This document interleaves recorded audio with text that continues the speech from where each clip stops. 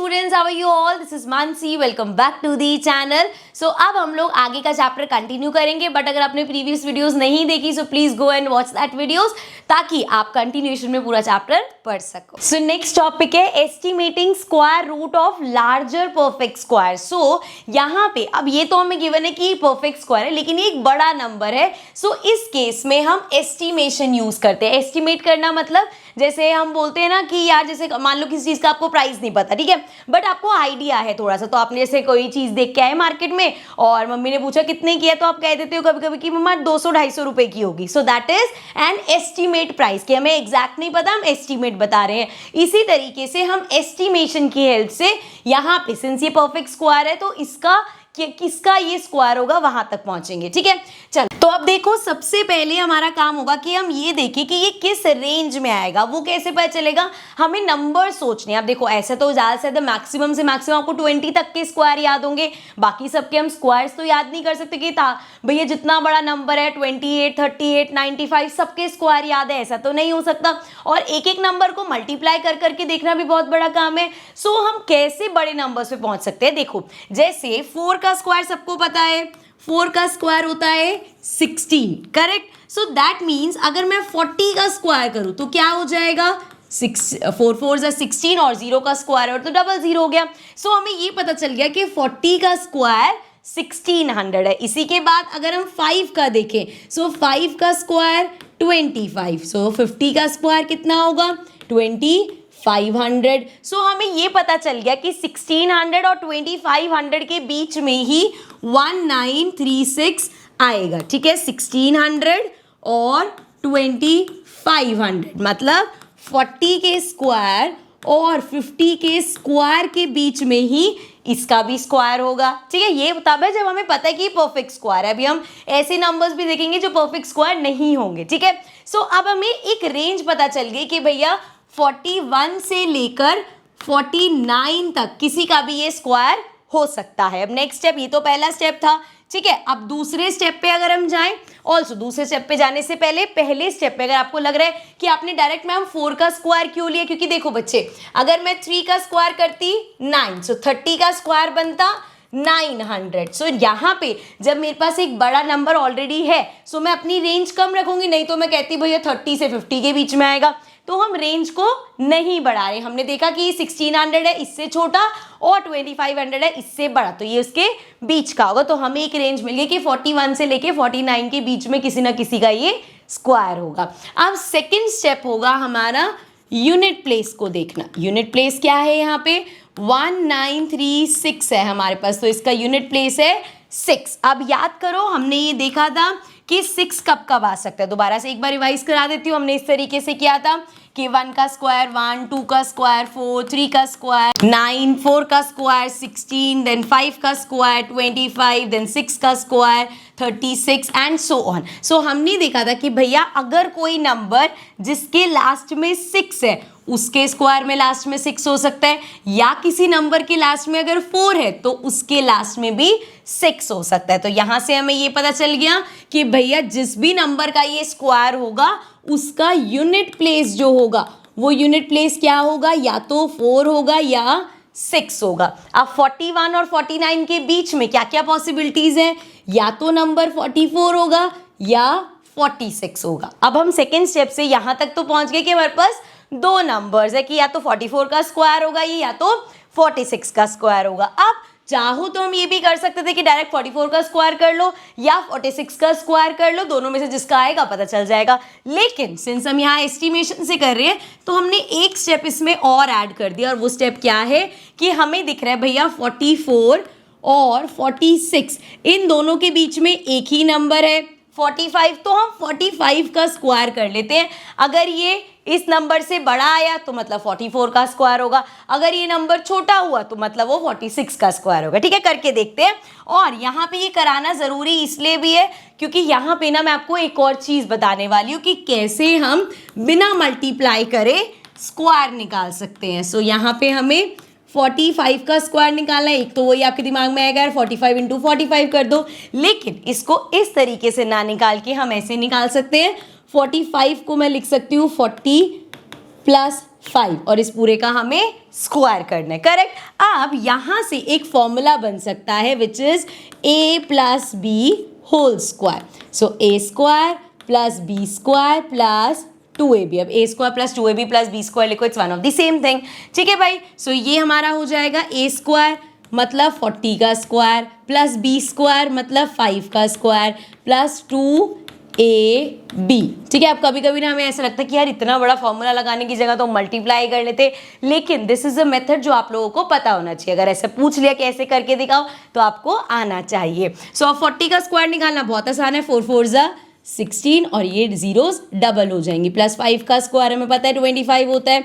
यहाँ मल्टीप्लाई देखो कैसे होगा, 4 2 जा 8, 8 5 जा 40, तो नंबर्स मल्टीप्लाई कर दिए मैंने, साथ में एक जीरो भी। अब इसको बस प्लस करना है, तो ये आ गया 25, ये 4 और 6 6 4 10 हो जाएगा, तो ये आ गया 225। तो हमारा 45 का स्क्वायर आया 2025, 2025 हमारा स्क्वायर आया। और जो नंबर हम चेक कर रहे थे वो नंबर क्या था, 19, ऐसे ही कुछ था ना, एक बार चेक कर लेते हैं, 1936 जो नंबर हम चेक कर रहे थे वो है 1936। अब 1936 2025 से छोटा नंबर है, सो अगर इससे छोटा है तो 46 का स्क्वायर तो इससे भी बड़ा आएगा, 46 का स्क्वायर तो नहीं हो सकता, इसका मतलब वो 44 का स्क्वायर होगा। सो दैट मीन्स ये जो हमें नंबर दे रखा है ये 44 का स्क्वायर है। वैसे हो सकता है आपको ये लगे कि यार जब यहाँ तक पहुँच गए थे दो ही तो नंबर से मल्टीप्लाई करते हो पता चल जाता, लेकिन जब भी हम कोई मेथड सीखते हैं ना तो उसके सारे स्टेप्स हमें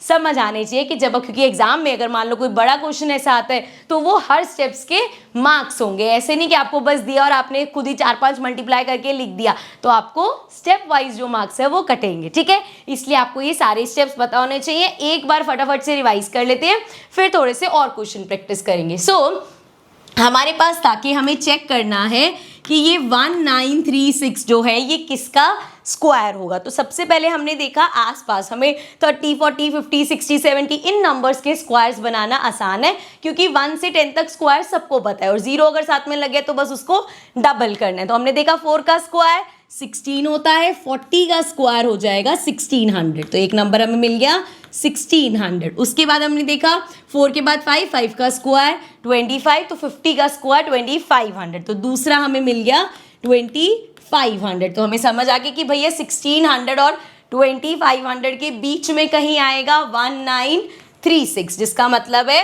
कि ये था 40 का स्क्वायर, ये था 50 का स्क्वायर। सो इसका जो स्क्वायर होगा, जिस नंबर का ये स्क्वायर होगा वो 40 और 50 के बीच में आएगा, विच मीन्स हमें यहाँ पे रेंज मिली कि 41 से 49 के बीच में है नंबर। पहला हो गया एस्टिमेशन का स्टेप। दूसरे स्टेप में फिर अब हमें रेंज मिल गई कि 41 से 49 है, फिर हमने यूनिट प्लेस देखा, यूनिट प्लेस था 6 और हमें पता है स्क्वायर में लास्ट में 6 तभी आएगा जब जिस नंबर का स्क्वायर कर रहे हैं उसके लास्ट में या तो 4 होगा या तो 6 होगा। तो इस रेंज में लास्ट में अब 42 तो हो नहीं सकता, 43 हो नहीं सकता, 44 हो सकता है, 45 हो नहीं सकता, 46 हो सकता है, 47 हो नहीं सकता, 48 हो नहीं सकता, 49 हो नहीं सकता। तो यहाँ से हमें ये दो नंबर्स मिल गए 44 और 46। अब हमें समझ में आ गया कि दोनों में से किसी एक का स्क्वायर है ये नंबर, ठीक है। तो हमने देखा दोनों के बीच में 45 ही नंबर है, सो हमने यहाँ पे 45 का स्क्वायर इस तरीके से निकाला और सिंस ये 45 था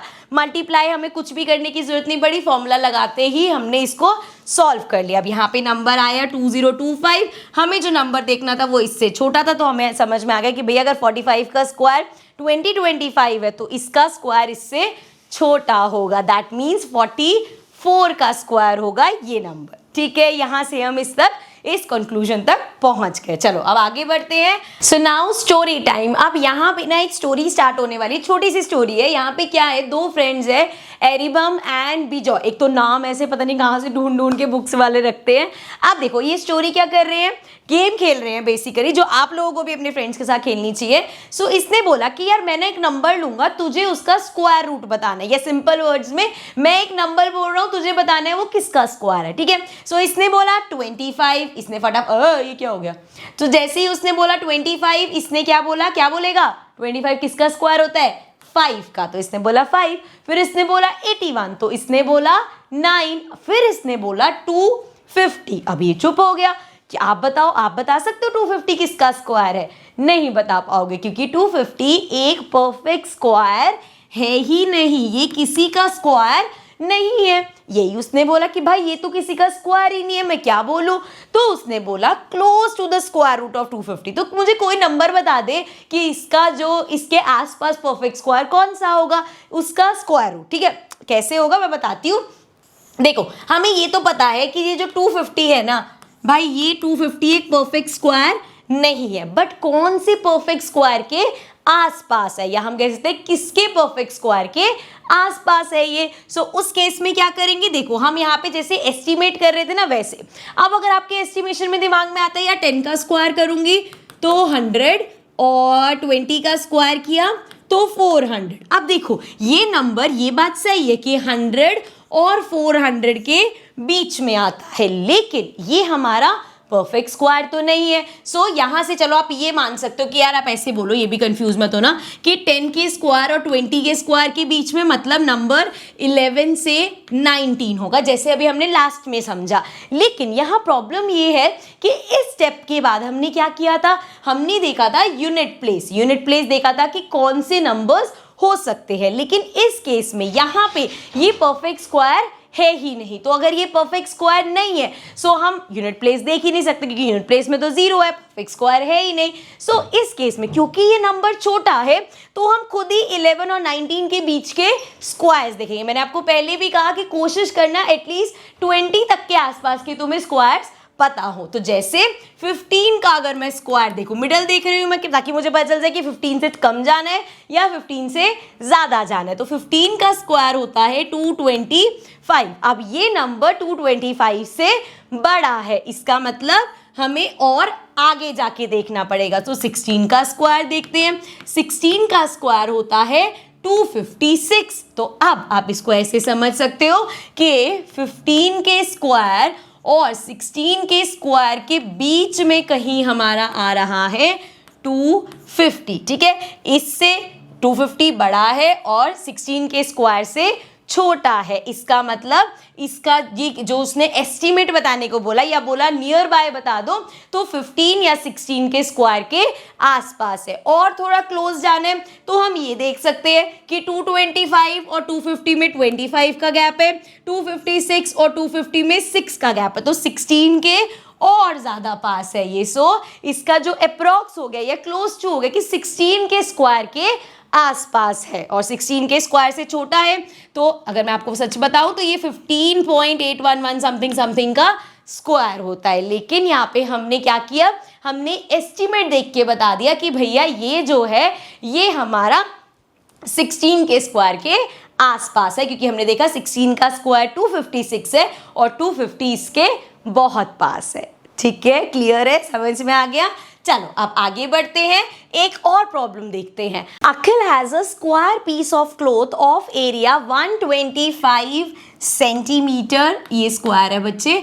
ही wants to know if he can cut out a square handkerchief of side 15 centimetre. ठीक है, पहले इतना पार्ट समझते हैं। सो अब अखिल के पास ना इस तरीके से एक पीस ऑफ क्लॉथ है, ये स्क्वायर दिख रहा है हमें, इसकी हमें साइड नहीं बता रखी लेकिन इसका एरिया दे रखा है कि भैया इतना आपके पास क्लॉथ है। सो जो क्लॉथ है भाई उसका एरिया कितना है, क्लॉथ का एरिया है 125 सेंटीमीटर स्क्वायर, ये हो गया हमारे पास। अब इसमें से अगर उसे एक हैंकी कट करना है, इसमें से, वैसे ये हैंकी है बट इसमें से अगर आपको मान लो एक हैंकी कट करना है और वो जो हैंकी है ना उसका जो लेंथ है वो 15 सेंटीमीटर होना चाहिए, तो क्या वो कट कर सकता है?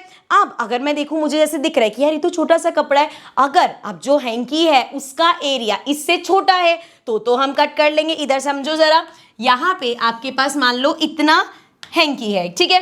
अब अगर आपको इसमें से छोटे एरिया वाला कट करना है, मान लो ऐसे एक पीस हम यहाँ पे स्क्वायर का कट कर सकते हैं। कब पॉसिबल है? अगर जो ये हैंकी है इसका एरिया छोटा हुआ क्लॉथ के एरिया से, तभी कर पाओगे। अगर मान लो हैंकी जो आपको कट करना है 15 सेंटीमीटर का, उसका जो एरिया है वो इस कपड़े से भी बड़ा है, सो अगर इस कपड़े से भी बड़ा है तो नहीं हो पाएगा। सो इस केस में सबसे पहले क्या निकालेंगे कि ये जो 15 सेंटीमीटर लेंथ का हमें हैंकी कट करना है उसका कितना एरिया है। सो अब हम यहाँ पे मैं हैंकी लिख रही हूँ, हैंकरचिप है बेसिकली। सो हैंकरचिप का एरिया क्या होगा, हमें पता है स्क्वायर का एरिया होता है side into side, so side into side, और क्वेश्चन में हमें बोला है कि आपको साइड कितना चाहिए 15, सो 15 इंटू 15, 15 का स्क्वायर क्या होता है बच्चे 225, ठीक है 225 का एरिया है। अब यहाँ पे जो हमारे पास कपड़ा था उसका एरिया कितना था 125, और जो हैंकरचिप निकालने को कह रहे हो उसका एरिया 225 है। ऐसे समझो कि जो मेरे पास पीस ऑफ क्लॉथ था वो है इतू सा, और जो मुझे हैंकी कट करना है वो है इतना। तो अब आप बताओ क्या हम इतने से कपड़े में से इतना बड़ा हैंकी कट कर पाएंगे, नॉट पॉसिबल। अगर ऐसा होता कपड़ा ज़्यादा है, हैंकी जो कट करना है वो छोटा है तो इजीली कट कर पाते, लेकिन इस केस में हमने देखा कि जो क्लॉथ है उसका एरिया कम है, जो आपका हैंकी है उसका एरिया ज़्यादा है, मतलब ये पॉसिबल नहीं हो पाएगा। सो उन्होंने बोला कि क्या कहते हैं side this is if not, तो यहाँ तक तो चलो समझ में आ गया कि नॉट पॉसिबल, भाई नहीं कट हो सकता, ठीक है, क्योंकि आपकी हैंकी का एरिया ज़्यादा है। अब आगे क्या बोला गया है, if not he wants to know the maximum size handkerchief that can be cut out from this piece of cloth with an integer side length. क्या मतलब हुआ बच्चे इस बात का, देखो अभी यहाँ पे इसको हटाते हैं, यहाँ पे ऑलरेडी एक स्क्वायर पीस है जिसका एरिया है हमारे पास 125। अब 125 एक परफेक्ट स्क्वायर नहीं है, मतलब जो इसकी जो साइड्स होंगी, अब है तो ये स्क्वायर पीस, सो अब इसकी जो लेंथ होगी वो कुछ डेसिमल में होगी, है ना, क्योंकि ये परफेक्ट स्क्वायर तो है नहीं। अब इसमें से एक इंटीजर साइड लेंथ का हम कितना हैंकी निकाल पाएंगे वो हमें बताना है। तो उसके लिए हम देखेंगे कि ये जो 125 है ये तो परफेक्ट स्क्वायर नहीं है, लेकिन इसके आसपास का परफेक्ट स्क्वायर कौन सा है। तो देखो एक तो हमें पता है 10 का स्क्वायर 100 होता है, इससे बड़ा अगर हम जाएं 11 का स्क्वायर 121 होता है, 12 का स्क्वायर 144 होता है, तो ये सबसे पास किसके है 121 के। सो मतलब 11 का स्क्वायर, इसका मतलब अगर आपके पास इतना है सो यहाँ से आप 11 सेंटीमीटर लो, इधर से भी 11 सेंटीमीटर ले लो, यहाँ से भी ये पूरा 11 और थोड़ा सा ये बच रहा है, क्यों बच रहा है, क्योंकि देखो ना ये 125 एरिया था और टोटल इसका कितना एरिया होगा 121, तो ये एक्स्ट्रा इतना पार्ट कट ऑफ हो जाएगा।